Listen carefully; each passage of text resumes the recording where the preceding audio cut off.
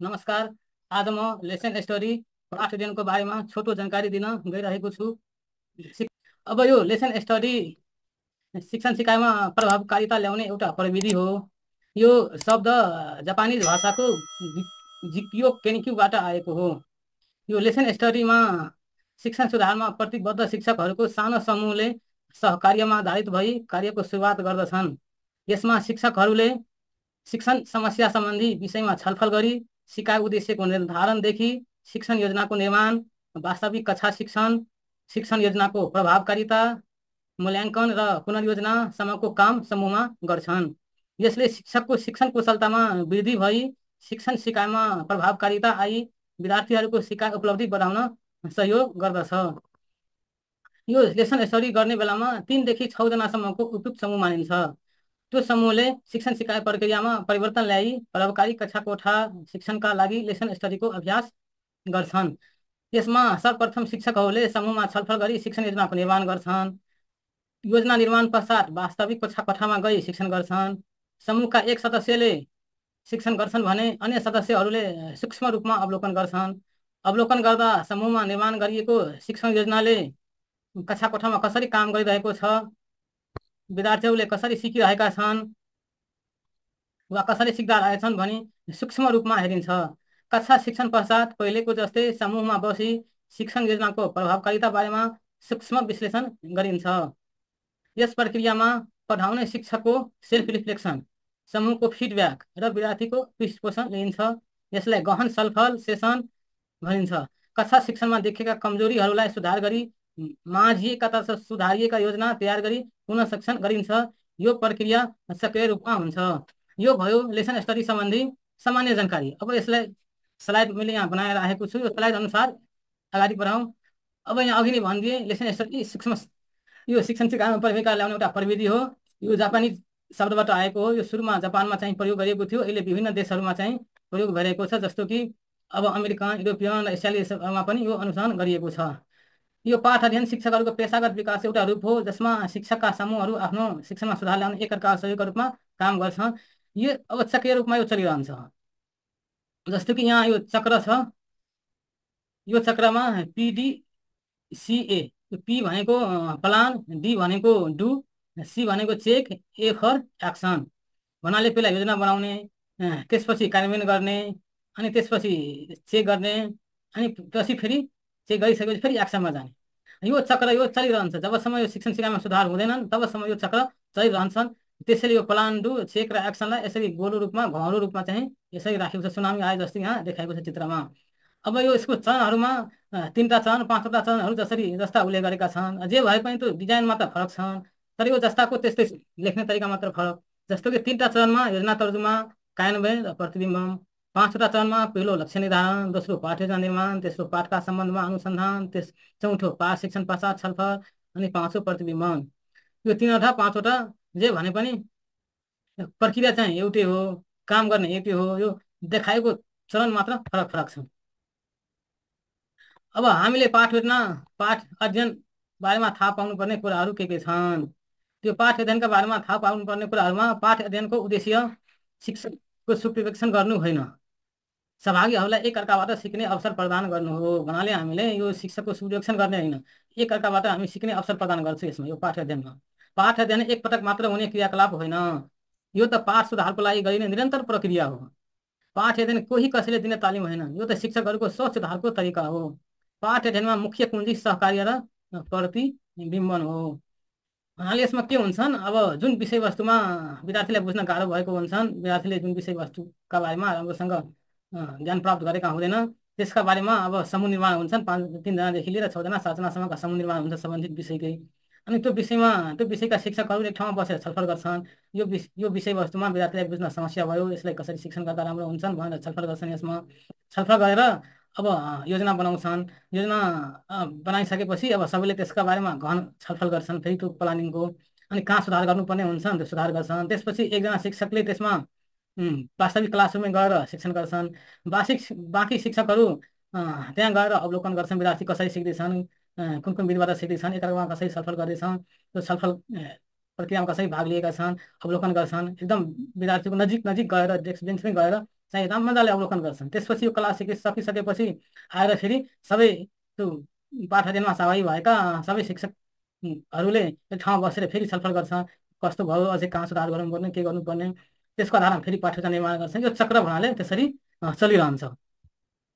अब यो पहिलो चरण, यसको चरण 0 भन्छन् यसलाई, पाठ्यक्रमका लागि तयारी। अब यो यसमा चरण 1 फेरि योजना तर्जुमा, 0मा भयो पाठ अध्ययनका लागि तयारी। चरण 1 योजना तर्जुमा, पाठ योजना बनाउने काम हुन्छ यसमा। चरण 2मा कार्यान्वयन, जुन डी थियो अघि लेखेको PDCA, पी भनेको योजना बनाउने, पाठ योजनाको योजना बनाउने, डु भनेको कार्यान्वयन, पाठ सञ्चालन र अवलोकन गर्ने, अनि सी भनेको चेक, यो प्रतिबिम्बन। यसमा पाठका सम्बन्धमा छलफल आयोजना गरी प्रतिबिम्बन गर्ने कार्य गरिन्छ। फेरि एक्सन भनेको सुधार, पाठमा सुधारको लागि पुनः कार्यान्वयन गर्ने। यसरी चाहिँ यो चक्र चलिरहन्छ। अब यो चरण 0मा प्रधानाध्यापकको काम के हो त? अब यसमा प्रधानाध्यापकको काम भनेको पाठ अध्ययन भनेको के हो, यो के का लागि आवश्यक पर्छ र यो कसरी सञ्चालन गर्न सकिन्छ भन्ने कुराहरूको अध्ययन छलफलका लागि स्टाफ बैठक गर्ने। यो प्रधानाध्यापकले यसरी स्टाफ बैठक गर्छन्, शिक्षकको रिक्वेस्टमा स्टाफ बैठक गर्छन्। अनि विद्यालयमा पाठ अध्ययनको सुरुवातका लागि सम्पूर्ण शिक्षकहरू बिचमा सहमति गराउने काम पनि प्रधानाध्यापकले गर्छन्। त्यसपछि शिक्षकहरूको पाठ अध्ययन समूहहरू निर्माण गर्ने र एकजनालाई समूह नेताको जिम्मेवारी दिने, यो काम पनि प्रधानाध्यापकको हो। अनि एउटा समूहमा रहने शिक्षकहरूको सङ्ख्या पूर्णतः विद्यालयमा भर पर्छ। थोरै सङ्ख्यामा शिक्षक भएको विद्यालयमा सबै शिक्षकहरूको एउटा मात्र समूह हुनेछ। तर कुनै ठुलो विद्यालयमा 3-4 जना शिक्षकहरू रहेका धेरै समूहहरू पनि हुन सक्छन्। यो आवश्यकता अनुसारले समूह निर्माण गर्न सकिन्छ। अब पहिलो चरण योजना तर्जुमा, यसमा के गर्ने? अब योजना तर्जुमाका लागि प्रारम्भिक बैठक गर्नुपर्ने हुन्छ। त्यसमा विद्यार्थीको उपलब्धिका सम्बन्धमा लक्ष्य निर्धारण गर्न, यस अन्तर्गत केन्द्रित हुनुपर्ने कक्षा भन्नाले कुन कक्षामा चाहिँ केन्द्रित गर्ने, कुन कक्षामा विषयवस्तुमा समस्या आएका छन् विद्यार्थीलाई, त्यसरी विषय र शिक्षक निर्कुल गर्नुपर्ने हुन्छ। विद्यार्थीका सिकाइ समस्याहरू पहिचान गर्नुपर्ने हुन्छ। त्यसपछि विद्यार्थीको सिकाइका सम्बन्धमा मध्यम वा दीर्घकालीन लक्ष्य निर्धारण गर्नुपर्ने हुन्छ र अध्ययन गर्नुपर्ने पाठका सिकाइ उपलब्धिहरूको अध्ययन गर्नुपर्ने हुन्छ। अब आ नम्बरमा यसकै पाठ प्रदर्शन गर्ने शिक्षक तोक्न। अब कसले पाठ प्रदर्शन गर्ने? एकजनाले शिक्षक तोक्नुपर्छ। त्यसपछि पाठ प्रदर्शन गर्ने शिक्षक तोकिसकेपछि यो पाठ अध्ययनका लागि कार्यतालिका निर्माण गरिन्छ। यो कार्यतालिका यस अनुसारले निर्माण गर्न सकिन्छ। क्रियाकलाप र मिति, यसै टेबल बनाएर प्रारम्भिक बैठक कहिले गरियो त्यो मिति लेख्ने, पाठ योजना तयारीको सुरुवात कहिले गरियो त्यो मिति लेख्नुपर्ने हुन्छ। शिक्षण योजना र पाठ योजनाका मस्यौदाका सम्बन्धमा समूह छलफल सञ्चालन कहिले गर्ने त्यो मिति, पाठ योजनाको परिमार्जन कहिले गर्ने त्यो मिति, अनि अन्य शिक्षकहरूबाट पृष्ठपोषण प्राप्त गर्नका लागि सूक्ष्म शिक्षण सञ्चालन कहिले गर्ने त्यो मिति, पाठ योजनालाई अन्तिम रूप प्रदान गर्न कहिले गर्ने त्यो मिति, पाठ प्रदर्शन र अवलोकन पश्चात पाठका सम्बन्धमा छलफल कहिले गर्ने त्यो मिति। उहाँले योजना, यो क्रियाकलापहरू देखाएर हामी योजना बनाउन सक्छौँ। यहाँ मिति लेख्ने, जुन जुन मिति यहाँ लेखेको छ त्यही मितिमा यो कामहरू हामी गर्न सक्छौँ यसै तालिका अनुसारले। फेरि अब योजना तर्जुमाका चरणहरूमै चरण 1मै पाठ योजनाका मसौदा तयार गर्नुपर्ने हुन्छ, जसमा पाठ प्रदर्शन गर्ने शिक्षकले समूहमा रहेका अन्य शिक्षकहरूले प्रदान गरेका विचारहरूको आधारमा पाठ योजनाको मसौदा तयार पर्छन्। उहाँले जुन शिक्षकले चाहिँ यो प्रदर्शन गर्छन्, क्लासमा शिक्षण गर्छन्, त्यो शिक्षकले अब समूहमा छलफल भएका विचारहरूलाई समेटेर एउटा पाठ योजनाको मसौदा तयार गर्छ। अनि पाठ योजनामा सुधार गरी अन्तिम रूप दिनका लागि समूहमा छलफल गर्छ। यदि आवश्यकता परेमा सूक्ष्म शिक्षण पनि गर्छ। यसरी पाठ योजना एउटा मसौदा तयार गरिसकेपछि फेरि समूहमा आएर यो पाठ योजना कस्तो हो भनेर छलफल गर्छ र यो छलफल गरिसकेपछि फेरि साथीहरूबाट जस्तो सल्लाह सुझाव आउँछन् त्यसको आधारमा यो पाठ योजनाको अन्तिम रूप दिइन्छ। आवश्यकता पर्यो भने त्यति बेला माइक्रो टिचिङ पनि गर्न सकिन्छ। अब समूहका सदस्यहरूले पाठ योजनालाई विभिन्न कोणबाट मूल्याङ्कन गर्नका लागि मिलेर काम गर्छन् र विद्यार्थीले धेरैभन्दा धेरै सिक्न सकुन् भन्ने उद्देश्यले पाठ योजनामा सुधार गर्छन्। पाठ प्रदर्शन गर्ने शिक्षकलाई जबरजस्ती आफ्ना विचारहरूमा सहमत गराउने खोज्ने शिक्षकलाई व्यवस्था गर्छन्, अर्थात् त्यस्ता विचारहरूलाई सहमति दिनु न। उहाँले कसैले आफ्नो विचार चाहिँ राख्नै पर्यो, जबरजस्ती राख्नु भन्न त्यसरी पाइँदैन। यसमा त्यस्तो भन्यो भने त्यसलाई व्यवस्था गरिन्छ। यो समयको सामूहिक काम हो। यो समूहमा बसेर छलफल गर्छन्, सामूहिक निर्णय गर्छन् र समूहको निर्णयबाट आएका कुराहरूलाई अन्तिम रूप दिने काम गरिन्छ। अब दोस्रो चरण भनेको कार्यान्वयन, डु। अब यसका लागि के गर्ने? विद्यार्थीले कसरी सिकिरहेका छन् अवलोकन गर्छन्, तलका कुराहरूमा ध्यान दिँदै पाठका सम्बन्धमा विस्तृत टिप्पणी गर्छन्। जस्तै के सबै विद्यार्थीले दिएका कार्यहरू सफलतापूर्वक गरे, कुन कुन विद्यार्थीले के कस्ता प्रक्रिया जनाए र के कस्ता गल्ती गरे भन्ने कुरा टिप्पणी गर्छन्। त्यस्तै के सबै विद्यार्थी क्रियाकलापमा सक्रियतापूर्वक भाग लिए, कुन कुन विद्यार्थी क्रियाकलापहरूमा न्यून सहभागी भई चुपचाप बेन्चमा बसिरहेका थिए भन्ने सम्बन्धमा टिप्पणी गर्छन्। उनीहरूले विषयवस्तु बुझेर वा नबुझेर त्यसो गरेका थिए भन्ने कुरा ख्याल गर्छन्। उहाँले यहाँ अवलोकनमा बसेका साथीहरूले यो कुराहरू विचार गर्छन्। कसले भाग लियो, के गर्दैछन्, को चुपचाप बसेका छन्, कहाँ कहाँ गल्ती गरे, एकदम सूक्ष्म रूपमा चाहिँ अवलोकन गरेका हुन्छन्। के सबै विद्यार्थीले अपेक्षा गरिए बमोजिम शिक्षकहरूको कथनहरूका सामना प्रतिक्रिया जनाए? शिक्षकले सोधेका प्रश्नहरू निर्देशनहरूका सम्बन्धमा विद्यार्थीले के गरे? उदाहरणका लागि प्रश्नको उपयुक्त जवाब दिएको, तुरुन्तै क्रियाकलाप सुरु नगरेको आदि भन्ने कुराको रिपोर्ट गर्छन्। जो शिक्षक चाहिँ एकजना त त्यहाँ हुन्छन् शिक्षण गर्ने, त्यो शिक्षण गर्ने बाहेक अरू साथीहरू त्यहाँ अवलोकन गर्न बसेका हुन्छन्, उहाँहरूले यो काम गर्छन्। त्यो प्रश्नहरू सोधेको तुरन्तै जवाब दियो कि दिएन, कि चुपचाप बसिरहेको थियो, कति बेला जवाब दियो, प्रतिक्रिया जनाएपछि के कस्ता गल्ती गरे, कि चुपचाप बेन्चमा बसेका थिए, बुझेर नबुझेर त्यसो गरेको थियो, सारा कुराहरू अवलोकन गर्छन्। ठ्याक्कै ठाउँ विद्यार्थीको नजिक गएर चाहिँ अवलोकन गर्छन्, टिप्पण गर्छन्। अब तेस्रो चरण प्रतिबिम्बन। यो प्रतिबिम्बनमा पाठ एजेन्ट प्रचारको छलफलका लागि नमुना एजेन्डा, एकजना सहजकर्ता र एकजना सचिवको चयन हुन्छ। यसमा एकजना सहजकर्ता, एकजना सचिवको चयन। अनि पाठ प्रदर्शन गर्ने शिक्षक आफ्नो पाठको समीक्षा गर्छन्, मैले कसरी गरेँ, के गरेँ, कस्तो अनुभव भयो, त्यस्ता कुराहरूको समीक्षा गर्छन् समूहमा बसेर। त्यसपछि सबै सहभागीहरू पाठको सम्बन्धमा छलफल गर्छन्। जस्तै त्यो शिक्षण गर्ने बेलामा राम्रा कुराहरू के थिए, त्यसमा पुनर्विचार र पुनः परीक्षण गर्न आवश्यक कुराहरू के छन्, समूहमा फेरि त्यसका बारेमा छलफल गर्छन्। यो प्रतिबिम्बनमा आउँछन्। प्रतिबिम्बनभित्रै पाठ उद्देश्य हासिल गर्न सबै सहभागीले सामूहिक सोचाइ राख्नुपर्छ, विचारहरू आदान प्रदान गर्नुपर्छन्। भन्नाले एकजना शिक्षण गर्छ, उसैको विचार चाहिँ राख्नु हुँदैन। त्यो सामूहिक विचार हुन्छ, सामूहिक योजना हुन्छ, सामूहिक विचार हुन्छन्, विचारहरूको आदान प्रदान हुन्छन्, सामूहिक सोचाइ हुन्छन्। टिप्पणीहरू विद्यार्थी केन्द्रित हुनुपर्छ, पाठमा अवलोकन गरिएका ठोस उदाहरणमा आधारित हुनुपर्छ। टिप्पणीहरू विद्यार्थी केन्द्रित हुनुपर्छन्, त्यो शिक्षक केन्द्रित नभई विद्यार्थी केन्द्रित एकदम ठोस उदाहरण सहितै भन्नुपर्ने हुन्छ टिप्पणीहरू। सुझावहरू अवलोकन गरिएको पाठमा शिक्षण र सिकाइलाई अझ राम्रो बनाउन योगदान गर्ने खालका हुनुपर्छ र त्यस्ता सुझावहरू वैकल्पिक उपाय सहित हुनुपर्छ। अनि यो भएन, त्यो भएन, त्यसरी हुनु हुँदैन, यो गर्दा राम्रो हुन्थ्यो भने, यदि मैले यो पढाउनु परेमा मैले यस्तो यस्तो गर्ने थिएँ, किनभने कक्षामा यस्ता यस्ता विद्यार्थी देखिन्छन्, कृपया पाठ प्रदर्शन गर्ने शिक्षकको आलोचना नगर्नुहोस्, यसमा आलोचना गर्नु हुँदैन। ठ्याक्कै ठोस जवाब दिनुपर्ने हुन्छ। मैले यदि यो ठाउँमा आएको भए, मैले शिक्षण गरेको भए, यो कुरा मैले यस्तो यस्तो गर्ने थिएँ, विद्यार्थी यस्तो यस्तो थियो, त्यसरी मैले यो कुरा गर्ने थिएँ, ठोस एकदम सुझाव चाहिँ ठोस आउनुपर्छ, उपाय सहितको आउनुपर्छ। छलफलको अभिलेख कार्यालयमा राख्नुपर्छ, ताकि छलफलपछि सबै शिक्षकहरूले आवश्यक पर्दा त्यस्तो अभिलेख हेर्न सकौँ। यो छलफलका जति अभिलेख हुन्छन् कार्यालयमा राख्नुपर्छ, पछि अन्य शिक्षक साथीहरूलाई पनि आवश्यक पर्दा यो अभिलेख हेर्न सक्ने गरी राख्नुपर्छ। झन् टिप्पणी पानी कदम तालीममा के गरियो, कसरी गरियो, त्यो रिपोर्ट तयारी गरेर पेश गर्नुपर्ने हुन्छ। अब चरण 4मा सुधार। अब सहभागी शिक्षकहरूले यसरी सुधारको सुरुवात गर्छन्। यो अनुभवका आधारमा नयाँ पाठ अध्ययन चक्रको सुरु गरेर आफ्नो पाठहरूको छलफलका क्रममा उठेका विचारहरूलाई प्रयोगमा ल्याएर नयाँ पाठहरूको तयारी गर्दा विद्यार्थीको सिकाइ सम्बन्धमा अवलोकनका क्रममा देखिएका समस्याहरूलाई ध्यान दिएर भन्नाले अब अन्य पाठहरू, नयाँ पाठहरू पनि सुरु गर्दा यो चक्रमा के कस्तो सुझावहरू आयो, के कस्तो कुराहरू छलफल भयो, त्यसलाई चाहिँ समावेश गर्नुपर्ने हुन्छ। उठेका विचारहरूलाई, अब यो छलफलमा उठेका विचारहरूलाई यसरी पाठ्यक्रम गरिसकेपछि यसमा आएका विचारहरूलाई पनि अन्य पाठमा पनि प्रयोग गर्नुपर्ने हुन्छ। अवलोकनमा देखेका समस्याहरू पनि अब ध्यान दिएर आगामी योजना बनाउनु पर्ने हुन्छ। अब यो पाठ अध्ययन गर्दा के फाइदा हुन्छन् त? अब शिक्षकहरू र शिक्षण अभ्यासका लागि हुने भनी प्राय उद्घृत गरिने फाइदाहरू निम्न पर्छन्। विषयवस्तु र शिक्षण सहजीकरण सम्बन्धमा ज्ञान बढ्ने, विद्यार्थीको अवलोकन गर्ने र उनीहरूको सिकाइमा ध्यान केन्द्रित गर्ने क्षमता बढ्ने, सहकर्मीहरूको सञ्जाल बलियो हुने र नप्रवेशी शिक्षकहरूलाई मद्दत पुग्ने। नप्रवेशी शिक्षकलाई त धेरै मद्दत पुग्छन्, यसरी ग्रुपमा छलफल भयो भने उहाँहरूलाई धेरै सहयोग हुन सक्छ।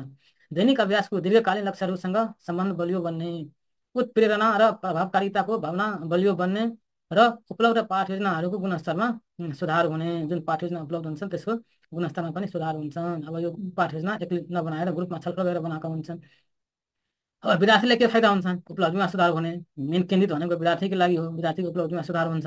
थप गहन र ध्यानपूर्वक विषयवस्तु सिक्न सक्छन्, सम्बन्धहरू स्थापना गर्ने क्षमता अभिवृद्धि हुने, सामग्रीहरूमा उच्च स्तरको समानता हुन सक्छन्। अब यसरी पाठ अध्ययन र सूक्ष्म शिक्षण हेर्दा उस्तै उस्तै जस्तो लाग्छ। लेसन स्टडी के हो र माइक्रो टिचिङ के हो? तर यो दुईवटा धेरै फरक छन्। झट्ट हेर्दाखेरि सूक्ष्म शिक्षण जस्तै देखिए पनि लेसन स्टडी र सूक्ष्म शिक्षण बिच धेरै फरक रहेको छ। सूक्ष्म शिक्षणको उद्देश्य कुनै विधि वा विषयवस्तुको अभ्यास गर्नु रहेको हुन्छ भने लेसन स्टडीको उद्देश्य वास्तविक कक्षा शिक्षणमा सुधार गर्नु रहेको हुन्छ। सहकर्मीहरूलाई विद्यार्थी मानेर सूक्ष्म शिक्षण गरिन्छन् भने लेसन स्टडीमा वास्तविक कक्षा कोठामा नै शिक्षण गरिन्छ।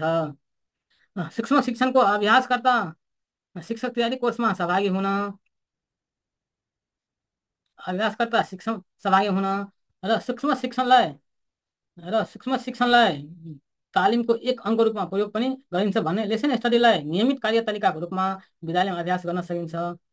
सूक्ष्म शिक्षामा अभ्यासकर्ताका कमजोरी ओल्याएर पृष्ठपोषण दिने गरिन्छ भने लेसन स्टडीमा अभ्यासकर्ताको कमजोरी भन्दा पनि शिक्षण योजनाले कसरी कार्य गरिरहेको छ, विद्यार्थीहरूले कसरी सिकिरहेका छन्, शिक्षकको कुन क्रियाकलापमा विद्यार्थीहरूले कसरी प्रतिक्रिया दिइरहेका छन् भनी सूक्ष्म विश्लेषण गरी पृष्ठपोषण दिन्छ। भन्नाले माइक्रो टिचिङ गर्दाखेरि जो माइक्रो टिचिङ गरिरहेका हुन्छन् उसले पृष्ठपोषण दिन्छ।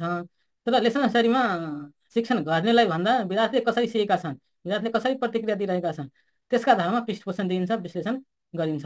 अझ भन्नुपर्दा त लेसन स्टडीमा अभ्यासकर्ताको मूल्याङ्कन भन्दा पनि माइक्रो टिचिङ र यस अनुरूपका क्रियाकलापको शिक्षण योजना र यस अनुरूपका क्रियाकलापको मूल्याङ्कन गरिन्छ। यसमा अभ्यासकर्ताको मूल्याङ्कन नगरेर यो योजना के हो, यस अनुरूपको क्रियाकलाप कसरी गरियो त्यसको मूल्याङ्कन गरिन्छ। अब फेरि अब कार्यमूलक अनुसन्धान के हो त, उस्तै उस्तै लाग्छन् कि कार्यमूलक अनुसन्धान र पाठ अध्ययन त्यसमा पनि त फरक छन्। अब यहाँ मैले एउटा तालिका बनाइदिएको छु। यो कार्यमूलक अनुसन्धान अब के को आधारमा लिने, यसरी भिन्नताको आधार कार्यमूलक अनुसन्धान के हो र पाठ अध्ययन के हो। अब भिन्नताको आधार आधारभूत मान्यता, आधारभूत मान्यता कार्यमूलक अनुसन्धानको चाहिँ सिद्धान्तमा आधारित हुन्छ, तर पाठ अध्ययनको चाहिँ अभ्यास केन्द्रित हुन्छ। यो कुन सिद्धान्तमा गर्ने कार्यमूलक अनुसन्धान गरिन्छ, प्लान एक्सन अनुसार यो अभ्यास केन्द्रितमा आधारित हुन्छ मेन मान्यता। अनि अनुसन्धानका लागि प्रश्न साथै आवश्यक पर्छन् कार्यमूलक अनुसन्धानमा, तर पाठ अध्ययनमा आवश्यक नपर्ने सधैँ कहिलेकाहीँ पर्न पनि सक्छन्। कार्यान्वयनकर्ता को हुन्छन्, कार्यमूलक अनुसन्धानमा व्यक्ति हुन्छन् कि त सानो समूह वा विद्यालय हुन्छन्। मतलब जुन टिचरलाई समस्या आयो आफ्नो समस्या समाधानका लागि कार्यमूलक अनुसन्धान गर्छन् त्यसले व्यक्ति हुन्छ प्रायः जसो। तर पाठ अध्ययनमा चाहिँ कार्यान्वयनकर्ता विद्यालय हुन्छन् मूलत।